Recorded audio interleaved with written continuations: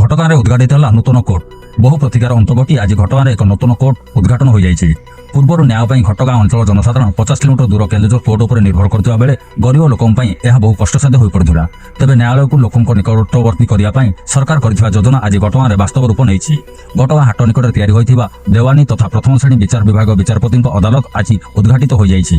ଏହି ଉଦ୍ଘାଟନୀ କାର୍ଯ୍ୟକ୍ରମରେ କେନ୍ଦୁଝର ସାଂସଦ ଶ୍ରୀଯୁକ୍ତ ଅନନ୍ତ ନାୟକ, ଜିଲ୍ଲାପାଳ ଶ୍ରୀ ବିଶାଲ ସିଂ, ଜିଲ୍ଲା ଓ ଦୌରା ଜଜ୍ ଗୋପାଳ ଚନ୍ଦ୍ର ବେହେରା, ରେଜିଷ୍ଟ୍ରାର ସୁଚେତା କୃପାଳିନୀ, ଘଟଗାଁରେ ନବନିଯୁକ୍ତ ଜେଏମ୍ଏଫ୍ସି ବିଚାରପତି ଅବିନାଶ ନନ୍ଦ ଓ ଜିଲ୍ଲା ଓକିଲ ସଂଘର ସଭାପତି ସମ୍ପାଦକ ସହିତ ସ୍ଥାନୀୟ ସମସ୍ତ ଓକିଲମାନେ ଉପସ୍ଥିତ ଥିଲେ। ତେବେ ନ୍ୟାୟାଳୟମାନଙ୍କରେ ଅନେକ କେସ୍ ଦୀର୍ଘଦିନ ପର୍ଯ୍ୟନ୍ତ ପଡ଼ି ରହୁଥିବା ବେଳେ ଲୋକମାନେ ବାରମ୍ବାର କୋର୍ଟ ଯିବା ଆସିବାରେ ଅନେକ ଖର୍ଚ୍ଚାନ୍ତ ହେଉଥିଲେ। କୋର୍ଟ ସଂଖ୍ୟା ବଢ଼ିବା ଫଳରେ ଲୋକେ ଜଲ୍ଦି ନ୍ୟାୟ ପାଇବା ସହ ପାଖରେ କୋର୍ଟ ହେବା କାରଣରୁ ଯିବା ଆସିବାର ଅଯଥା ଖର୍ଚ୍ଚରୁ ବଞ୍ଚିତ ହେବ ବୋଲି ସାଂସଦ କହିଛନ୍ତି। जनसाधारण सरकार पाखु आसी पारना से जगह सरकार जनसाधारण पाखु जीवा दरकार ना गोटे जनमंगल सरकार हम जो जनमंगल सरकार दिशा बाटरे माटे बुझी आगे जुडिशियल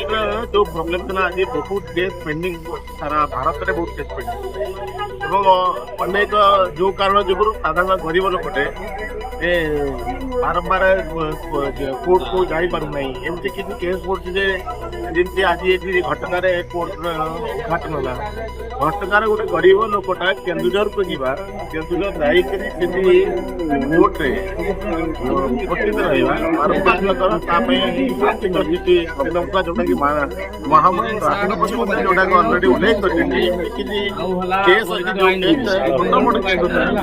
गरीब लोकटे तार पैसा अभाव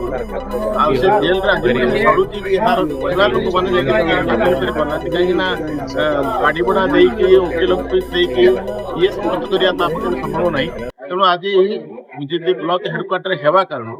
आज न्याय त्वरान्वित हम न्याय पाद पाखे आसिक पहुँचवार भाया गोटे प्रक्रिया है।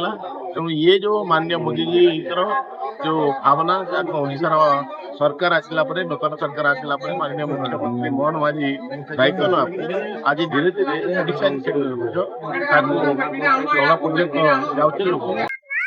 आज घटगां ब्लॉक केन्दुझर सिविल जज जूनियर डिवीजन कम जेएमएफसी कोर्ट आज शुभारंभ ऑनरेबल चीफ जस्टिस भरतमल हमें आशा करूँ कि जो हमार डिलीवरी ये लोगों को जो न्याय मिले डिसेंट्रलाइज भाव रे हमारे घाटगाँर जुरिडिक्शन थी लोगों को भल केन्दुझर को जीवा पड़ो ना तेना आम आशा करूँ लोगों को भल न्याय डिसेंट्रलाइज मैनर पाइबे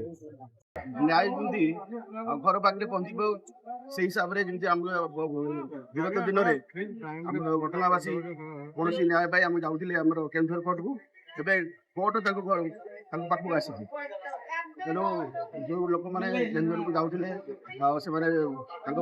अधिक खर्च होता समय जाऊला गोटे पूरा दिन जाऊला से निकट कोर्ट आसला से न्याय अल्प खर्च अल्प जमार से पाइपर समय बचो यहाँ केन्दुझर आम घटगाँवासी निश्चित भाव में गोटे बरदान सदृश